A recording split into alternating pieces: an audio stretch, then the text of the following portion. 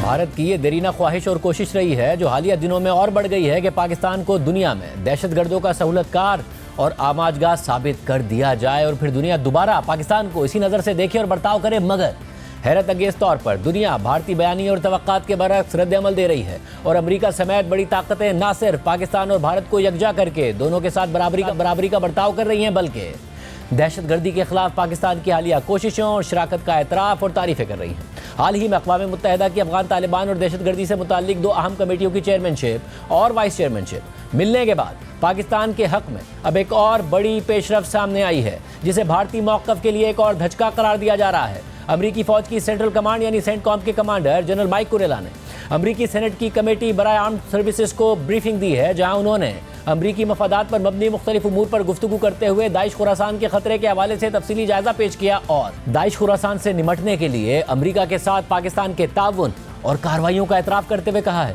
کہ ہم نے داعش خراسان کے خلاف پاکستان کے ساتھ شاندار شراکت داری کی، پاکستان نے درجنوں دہشت گردوں کو ہلاک کیا، پاکستان نے ایبی گیٹ بم دھماکوں کے مرکزی کردار جعفر کو ہمارے حوالے کیا اور army chief field marshal Asim Munir نے سب سے پہلے مجھے فون کیا اور کہا کہ ہم نے اسے پکڑ لیا ہے اور اسے امریکہ بھیجنے کو تیار ہیں، وزیر دفاع اور صدر کو اطلاع کر دیں۔ ISIS Khorasan, perhaps one of the most active in trying to do external plots globally to include against the homeland, through a phenomenal partnership with Pakistan, they have gone after ISIS Khorasan, killing dozens of them. Through a relationship we have with them, providing intelligence, they have captured at least 5 ISIS Khorasan high-value individuals. They extradited back Jafar, who was one of the key individuals behind the Abbey Gate bombing.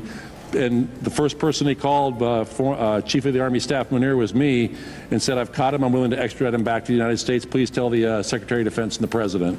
So we are seeing Pakistan, with limited intelligence that we're providing them, go after them using their means to do that.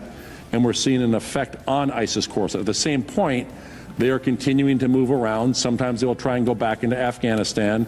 We have the means to be able to collect, but for the most part right now, they're hanging out right in that border area of Pakistan. And I would also tell you that, since 2024, the beginning, Pakistan had over 1,000 terrorist attacks in the western area, killing about 700 security and civilians and 2,500 wounded. They're in an active counterterrorism fight right now, and they have been a phenomenal partner in the counterterrorism world.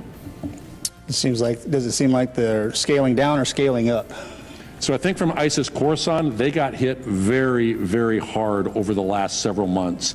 And so I would tell you right now, they're at a low point right now. What we're getting out of interrogation and exploitation has been significant. General Michael Kurilla نے مزید کہا کہ ہمیں پاکستان اور بھارت دونوں کے ساتھ تعلقات رکھنے کی ضرورت ہے۔ میں نہیں سمجھتا کہ یہ کوئی 2 طرفہ انتخاب ہے کہ اگر بھارت کے ساتھ تعلقات رکھنے ہوں تو پاکستان کے ساتھ تعلقات نہیں رکھ سکتے۔ Whatever we have to do not to go back to that place would be amazing. That's why we need to, if I could, yes, please. We have to have a relationship with Pakistan and with India. I do not believe it is a binary switch that we can't have one with Pakistan if we have a relationship with India. We should look at the merits of the relationship for the positives that it has. اس سے پہلے صدر Trump بھی کانگریس سے اپنے پہلے خطاب میں پاکستان کا شکریہ ادا کر چکے ہیں۔ 3.5 سال قبل داعش کے دہشت گردوں نے افغانستان سے تباہ کن اور نااہلی پر مبنی انخلا کے دوران ایبی گیٹ پر بمباری میں 13 امریکی فوجیوں اور لاتعداد افراد کو ہلاک کر دیا تھا۔ مجھے یہ اعلان کرتے ہوئے خوشی ہو رہی ہے کہ ہم نے ابھی اس خونریزی کے ذمہ دار مرکزی دہشت گرد کو پکڑ لیا ہے اور وہ ابھی امریکی انصاف کی تیز تلوار کا سامنا کرنے کے لیے یہاں آ رہا ہے، اور میں اس عفریت کو پکڑنے میں مدد کرنے پر حکومت پاکستان کا خاص طور پر شکریہ ادا کرنا چاہتا ہوں۔ ٹرمپ انتظامیہ داعش کی ذیلی تنظیم داعش خراسان کو امریکہ سمیت پوری دنیا کے لیے بڑا خطرہ سمجھتی ہے۔ امریکی فوج کی سینٹرل کمانڈ کے چیف جنرل مائک کوریلا نے یہ بھی بتایا کہ داعش خراسان کی کارروائیوں کو پاکستان اور افغان طالبان کی جانب سے روکا جا رہا ہے اور دیکھنے میں آ رہا ہے کہ افغان طالبان اور داعش خراسان ایک دوسرے سے نفرت کرتے ہیں۔ جنرل کوریلا نے اپنی بریفنگ میں داعش خراسان کے خطرے کے حوالے سے بتایا کہ عالمی دہشت گرد تنظیمیں افغانستان اور پاکستان کے درمیان غیر محفوظ سرحدی علاقوں سے دنیا میں جاری حالیہ بحرانی صورتحال کا فائدہ اٹھانے کی کوشش کر رہی ہیں تاکہ اپنے نیٹ ورکس کو برقرار رکھ سکیں اور اپنی صلاحیتیں دوبارہ حاصل کر سکیں۔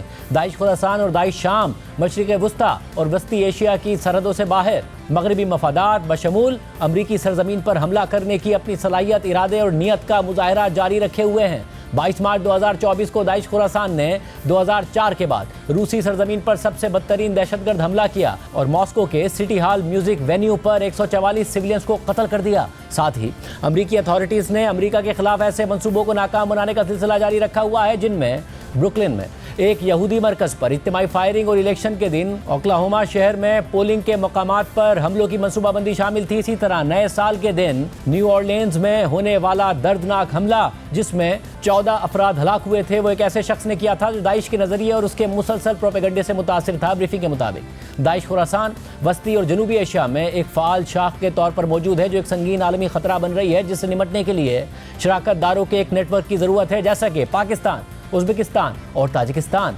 जनरल माइक कुरेला की ब्रीफिंग के मुताबिक दाइश खुरासान को अफगानिस्तान में तालिबान और पाकिस्तान दोनों के दबाव के जरिए मुंतशिर किया गया है। ताहम उन्होंने कबायली इलाकों में अब भी एक मौसर नेटवर्क और नकलो हरकत की आज़ादी बरकरार रखी हुई है। ये पनागाहें दाइश के जंगजुओं को ये मौका फराहम करेंगी कि वो अपने करीबी दुश्मन यानी हमारे इलाकाई शराकत दारों के खिलाफ हमलों की मंसूबाबंदी कर सके, साथ ही दूर मौजूद अपने हतमी दुश्मन यानी अमरीकी सरजमीन के खिलाफ हमलों की मंसूबाबंदी कर सकें। जनरल कुरेला ने मजीद बताया कि मेरी राय में अपनी नाकामियों के बावजूद दाइश अब भी मगरबी मफादात पर बैरून मुल्क हमले करने की सलाहियत और नीयत रखती है, और वो भी बहुत कम या बगैर किसी पेशगी वार्निंग के।